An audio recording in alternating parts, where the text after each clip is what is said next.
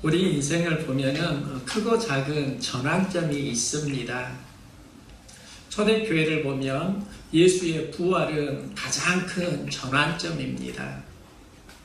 예수님을 따르던 제자들이 십자가 사건으로 흩어지게 되고 주님을 다시 만나면서 다시 모이게 됩니다. 그들이 모이게 된 이유는 부활하신 주님을 만나면서입니다. 세상이 감당할 수 없는 믿음은 부활하신 주님을 만나면서 이제 새로운 전환점을 맞이하는 겁니다. 부활주일을 지내면서 저는 이런 질문을 해보았습니다. 부활하신 주님을 만나면 정말 변하는 것일까? 전에 저는 목회를 하면서 부활하신 주님을 만나야 삶이 새로워진다, 이런 믿음을 가지고 목회를 했는데요. 그런데 생각을 해보니까 저도 부활하신 주님을 고백하고 만나는데 내 삶이 새로워졌는가? 수련회를 다녀와서 은혜를 받고 또 목사로 살아가면서 때로는 엄청난 무언가를 경험하기도 하는데요. 그런데 시간이 지나면 그 모든 게 다시 이 감정이 살아나는 경험을 하는 겁니다. 주님을 만나면 주님을 만나는 은혜로만 살아야 하는데 그 이전에 주님을 만나기 이전의 상태로 돌아가는 우리 자신을 발견할 때가 있다는 겁니다. 그러면서 한 가지 깨달은 게 있는데요. 우리가 무슨 체험을 하는 것도 참 중요하지만 그 체험 이유가 더 중요할 수 있다 하는 겁니다. 우리는 부활하신 주님을 만나기를 원합니다. 그런데 부활 이후에도 변화되지 않은 사람은 성경에도 많이 있습니다. 나사로의 부활 사건은 그걸 정확히 보여줍니다. 마리아는 죽은 나사로가 살아나는 것을 목격합니다. 놀라운 체험을 합니다. 그 은혜에 감사하면서 예수님께 향유 옥합을 깨뜨립니다. 이 사건은 그가 체험한 은혜가 있었기 때문에 가능했습니다. 나사로의 부활이 자신이 가진 모든 것을 예수님께 부어드릴 만큼 강력한 은혜이고 체험이었습니다. 그는 이제 변화된 삶을 향한 새로운 결단을 시작합니다. 그 향유 옥합의 사건은 예수님의 십자가 죽으심을 준비하는 은혜가 됩니다. 그런데 나사로의 사건 속에 제자들이 있었는데 변화되지 않은 가룟 유다의 모습도 있습니다. 그는 도리어 마리아의 행동을 보고 불평합니다. 그는 향유 옥합이 귀하다는 것을 압니다. 그것을 가난한 자들에게 팔아서 나누어 주었으면 좋겠다, 이런 말을 합니다. 그런데 여기서 우리가 알아야 하는 게 있습니다. 이게 가룟 유다의 진심인 것 같지만 실은 가룟 유다 안에 있는 가짜 감정입니다. 그는 그렇게 그 당시에 생각을 했을 수도 있지만 그는 하나님께 받은 은혜를 또 은혜 받고 행동하는 그 여인의 헌신을 보지 못하는 겁니다.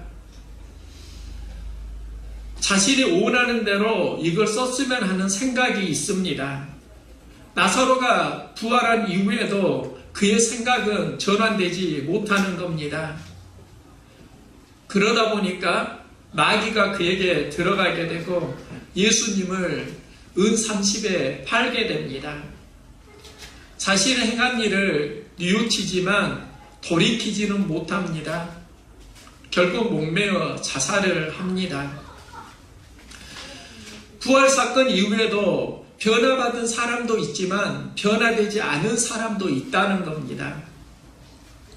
한 가정의 이야기입니다. 남편이 병에 걸려서 온 가족이 남편의 병 고침을 위해 기도했습니다. 병원에도 다녔습니다. 병으로 누워있던 남편이 나았습니다.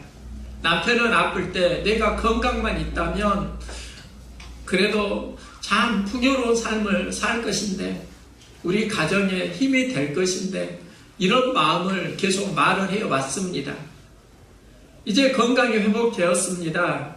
건강이 회복되니까 다시 절제하지 않는 옛 삶을 살아갑니다. 술을 먹고 아내를 구타하는 일도 발생을 합니다. 이때 아내가 하는 말이 있습니다. 차라리 남편이 아팠을 때가 나은 것 같다. 아팠을 때는 건강이 허락지 않으니까 나를 때리지 않았는데, 술 먹고 담배를 피우면서 죄짓지 않았는데. 이게 실제로 있었던 이야기입니다. 좋은 일도 도리어 죄악으로 가는 경우가 많이 있다는 겁니다. 예수님의 부활은 하나님이 인류에게 행하신 가장 큰 축복이고 기적입니다. 부활은 우리 인생에 새로운 전환점을 주어야 합니다. 우리는 부활을 통해서 궁극적으로 그 전환점을 선택해야 하는데요. 여기에서 중요한 게 있습니다. 부활은 하나님의 행하신 영역입니다. 우리가 해야 하는 영역은 따로 있다는 겁니다. 하나님이 부활의 영역을 행하셨으니까 이제 우리가 행해야 하는 영역이 있다고 하면 그게 무엇인가를 오늘 보려고 합니다.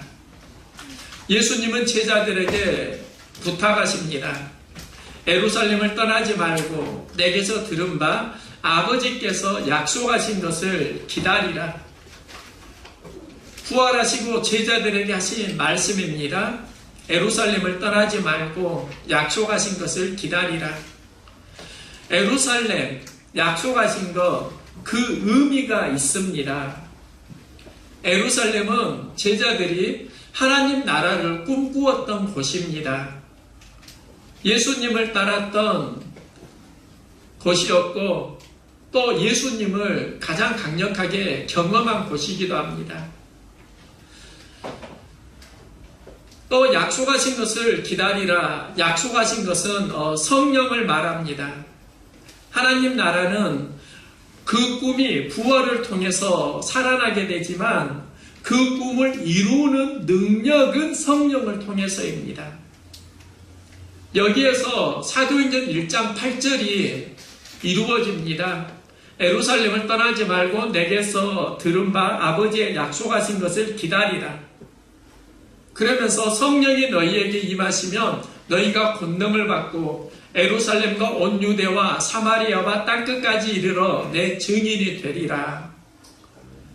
그러면 하나님의 마음은 복음이 땅끝까지 전해지는 것이고 그 전해지는 과정에 무언가가 있다는 겁니다.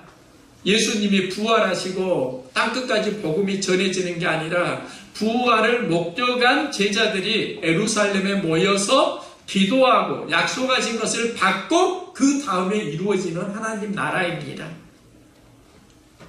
그러면 부활 이후에 제자들이 해야 하는 일이 있다는 겁니다.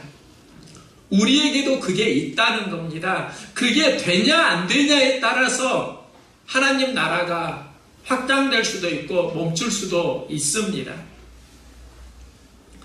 제자들이 예수님의 부활을 목격하고 모여서 했던 일이 기도하는 일입니다. 마음을 같이하여 오로지 기도에 힘쓰더라. 기도에 힘쓴다. 이게 제자들이 했던 일인데 저는 기도에 힘쓴다는 게 구체적으로 무엇인가를 보려고 합니다.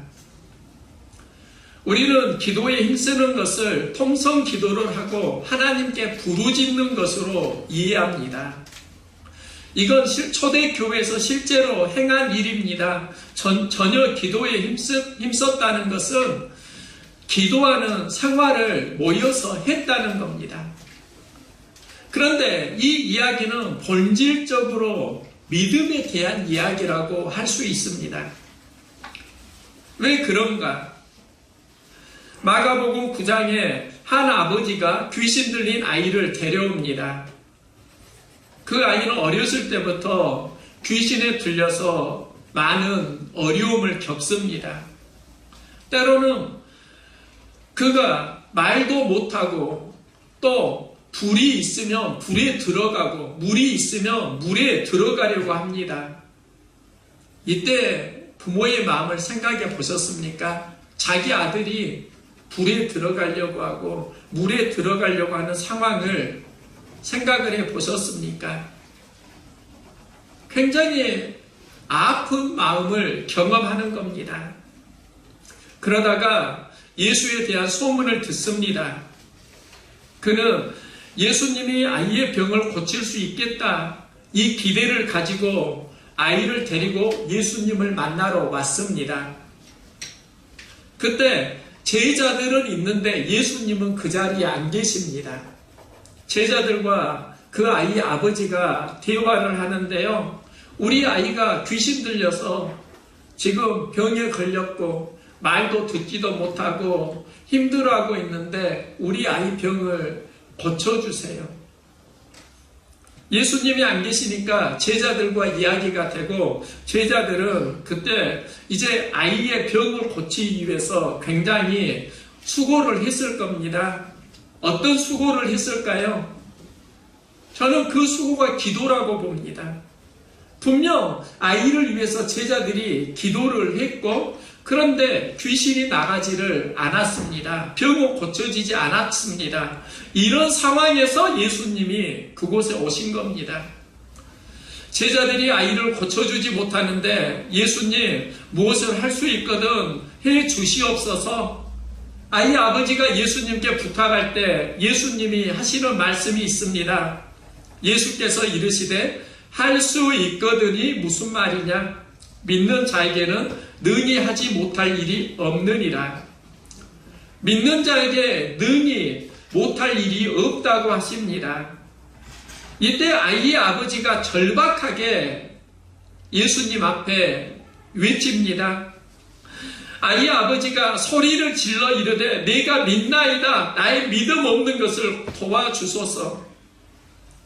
이걸 글자로 읽을 게 아니라 현장으로 가면은요, 아버지의 마음이 굉장히 절박했다는 겁니다. 그래서 소리를 지르면서 내가 믿나이다. 나의 믿음 없는 것을 도와주소서 절규를 하는 겁니다. 이때 예수님이 말씀하십니다. 그 더러운 귀신을 꾸짖어 이르시되 말 못하고 못 듣는 귀신아 내가 내게 명하노니 그 아이에게서 나오고 다시 들어가지 말라. 여기서 아이는 고침을 받습니다. 그러면 우리는 이제 문제가 해결되었다 이렇게 생각할 수 있는데 제가 오늘 본문을 준비하게 된 건 그 뒤에 제자들과의 이야기가 있기 때문입니다. 집에 들어가심에 제자들이 조용히 묻자오되 우리는 어찌하여 능히 그 귀신을 쫓아내지 못하였나이까? 이르시되 기도 외에 다른 것으로는 이런 종류가 나갈 수 없느니라. 제자들이 왜 우리는 귀신을 쫓아내지 못했는지요? 이 질문을 할 때 예수님은 기도 외에는 이런 능력이 나가지 않는다 말씀하십니다. 그러면은 예수님은 그 아이의 병을 고치실 때 기도를 강조하십니다. 그런데요, 전후 맥락을 보면 약간의 차이가 있습니다. 예수님은 아이의 아버지에게 병 고치는 능력으로 믿음을 말씀하십니다. 믿는 자에게는 능치 못할 일이 없느니라. 제자들에겐 기도 외에는 이런 능력이 일어나지 않는다 말씀하십니다. 아이 아버지에게는 믿음을 강조하시고 제자들에게는 기도를 강조하십니다. 서로 약간의 차이가 있습니다. 그러면 여기에서 어떻게 이해를 해야 하는가? 기도와 믿음은 다른 것이 아니라 하나라고 할 수 있습니다. 우리가 알아야 하는 게 있습니다. 기도가 믿음이고 또한 믿음은 기도와 함께 연결되어 있다는 겁니다. 그런데 여기에서 한 가지 알 수 있는 건 우리가 기도를 할 때 그 기도 포커스를 어디에 맞추느냐. 우리가 기도를 하면 어떤 능력이 일어나기를 소망합니다. 아이의 병이 고쳐지는 능력에 포커스를 맞춥니다. 즉 우리가 기도를 할 때를 자세히 살펴보면은 어떤 초능력이 일어나기를 원하신다는 겁니다. 하지만 예수님이 기도하실 때 보면은요, 어떤 능력이 일어나는데 포커스를 맞추는 게 아니라 기도 능력을 행하기 이전에 하시는 고백이 있습니다. 예수님의 기도는요, 내 기도를 들으신 것을 감사하나이다. 감사 고백이 있습니다. 때로는 내가 이 기도를 하옵는 것은 하나님의 영광을 위한 일이이다. 감사와 하나님의 영광을 위한 기도가 있습니다. 그리고 바울의 기도에도 특징이 있는데 아무것도 염려하지 말고 너희 구할 것을 감사함으로 아뢰라. 하나님과의 관계를 먼저 구하는 겁니다. 이게 사소한 차이인 것 같지만 성경을 보니까 굉장히 큰 차이입니다. 우리는 기도를 능력으로 이해하는데 기도의 본질은 능력 그게 아니라 어떤 초능력이 아니라 하나님과 우리의 관계라는 겁니다. 원수를 위해 기도하라. 이것도 관계 회복입니다. 그러면 기도를 통해서 우리가 무엇을 경험해야 하는가? 어떤 초능력을 경험해야 한다. 이것보다 하나님과의 관계가 회복되는 것, 이걸 경험해야 하는 겁니다. 부활 이후에 제자들이 모여서 저녁 기도에 힘쓰니라. 이 이야기는 믿음에 대한 이야기이고 또한 하나님과의 관계에 대한 이야기일 수 있다는 겁니다. 정말 그럴까요? 바울은 고린도 교회에 편지하는데요. 고린도후서 5장의 내용입니다. 한 사람이 모든 사람을 대신하여 죽었은즉 그가 모든 사람을 대신하여 죽으심은 살아있는 자들로 하여금 다시는 그들 자신을 위하여 살지 않고 죽었다가 다시 살아나신 이를 위하여 살게 하리 함이라.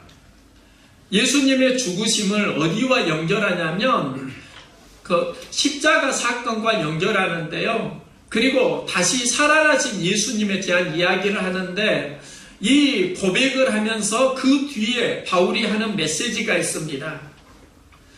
그가 그리스도로 말미암아 우리를 자기와 화목하게 하시고, 화목이 계속 반복됩니다.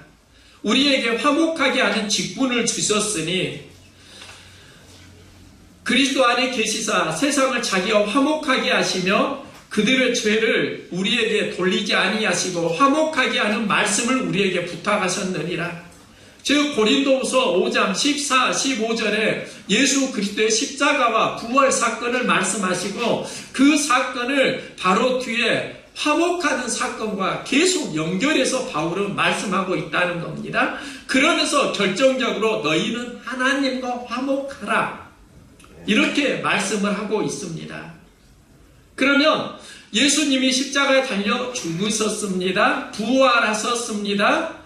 이 사건을 바울은 무엇과 연결시키냐면 하나님과 화목하라. 관계 회복과 연결을 하고 있습니다.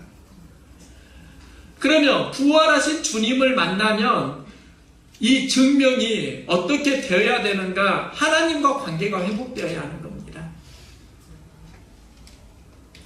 부활하신 주님을 만나고 하나님과 관계가 회복되지 않으면 그건 좋은 경험이 아닐 수 있다는 겁니다.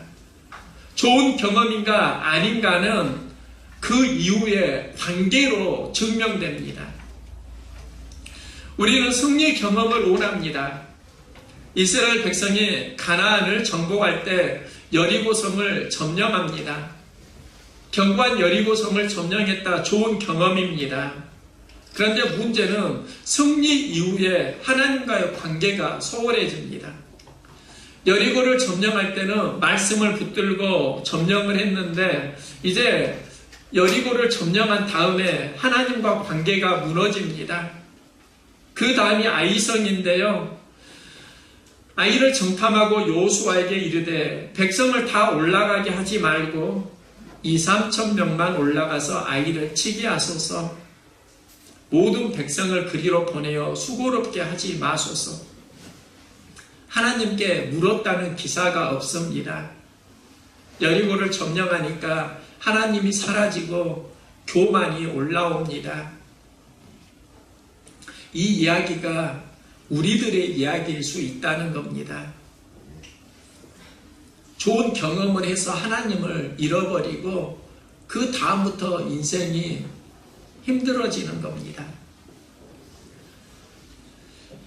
이스라엘 백성은 아이성을 경험한 다음에 이제 큰 패배를 맞이하고 낙심하게 됩니다.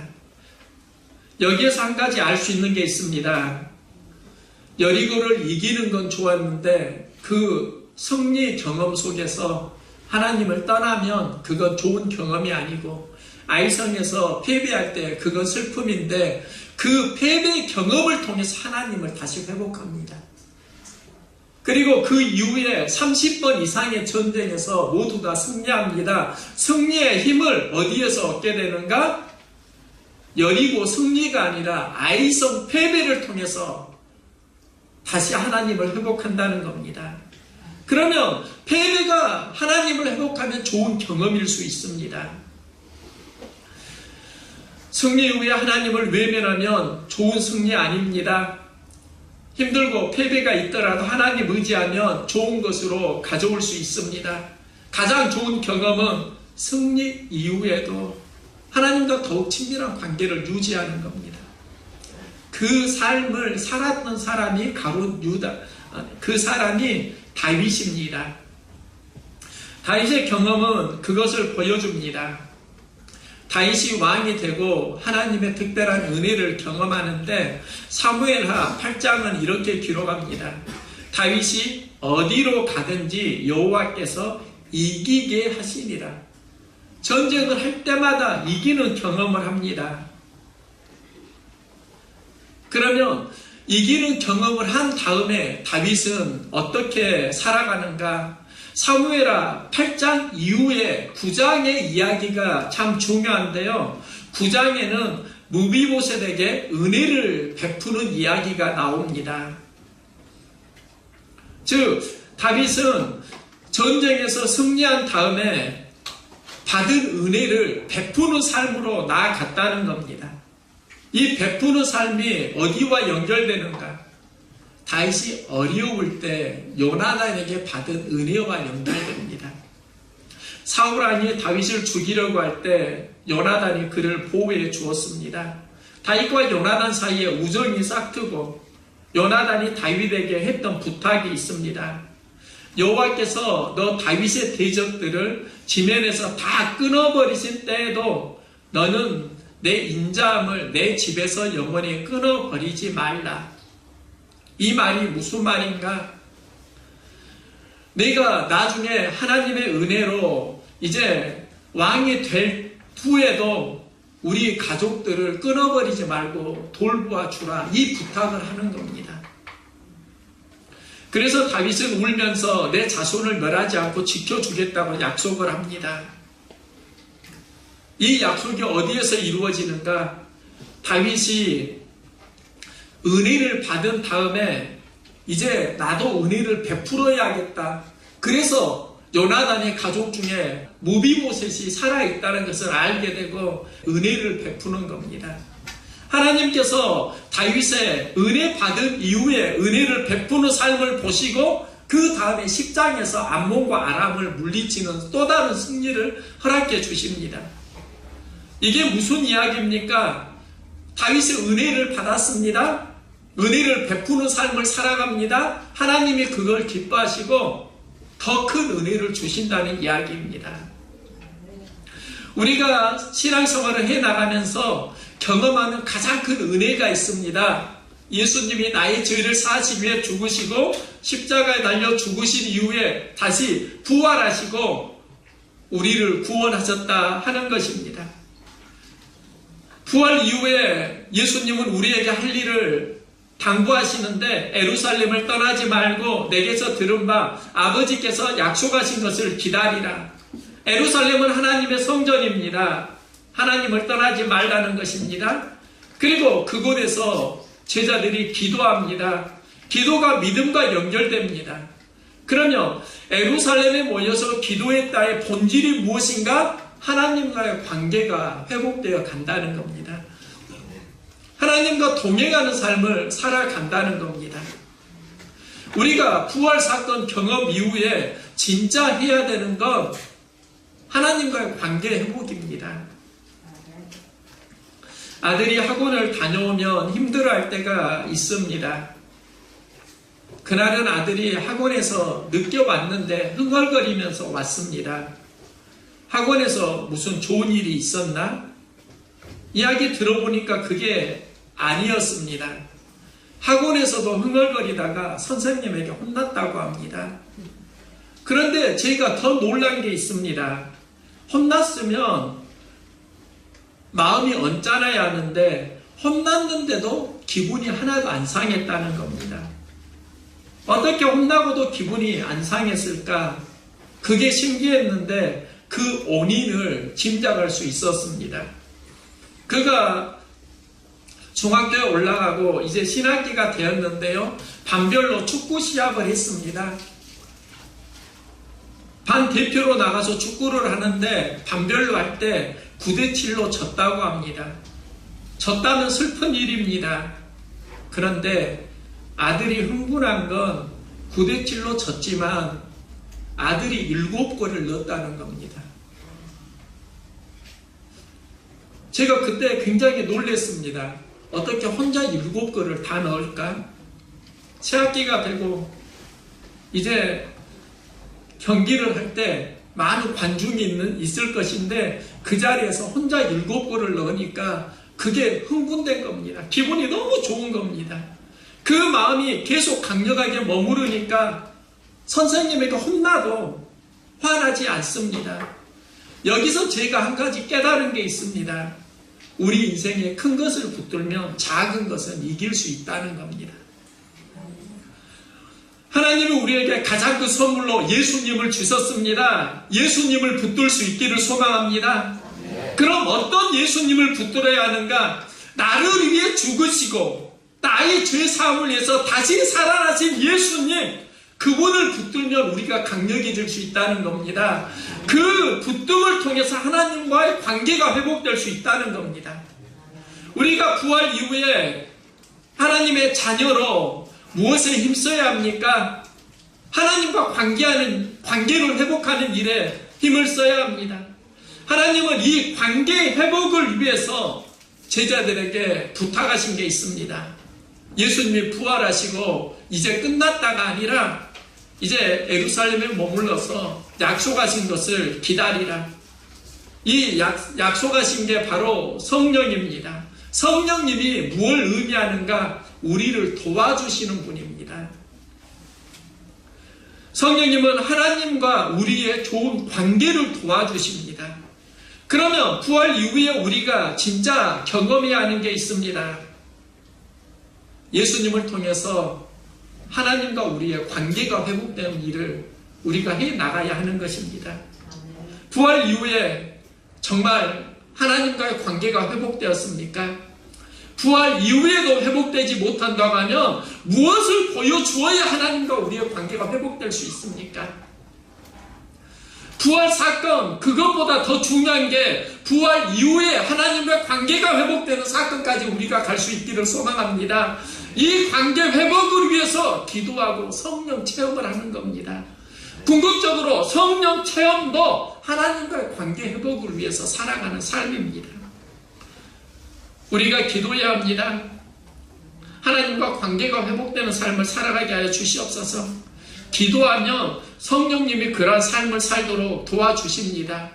하나님과 관계가 회복되면 자동적으로 나오는 열매가 있습니다. 교회가 세워지는 겁니다. 하나님 나라가 회복되는 겁니다. 그런데 우리는 하나님 나라를 회복한다고 하면서 뭘 안 하냐면 하나님과 관계 회복을 안 한다고요. 예수님 부활하셔서도 내 생각대로 살아갑니다. 내 기분과 내 마음대로 살아갑니다. 하나님의 마음이 어디에 머무르는지 둔감합니다. 부활 이전과 이후에 우리가 뭐가 달라졌나요?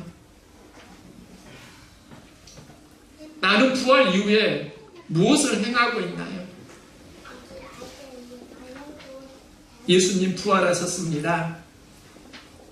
이제 우리가 해야 되는 게 있습니다.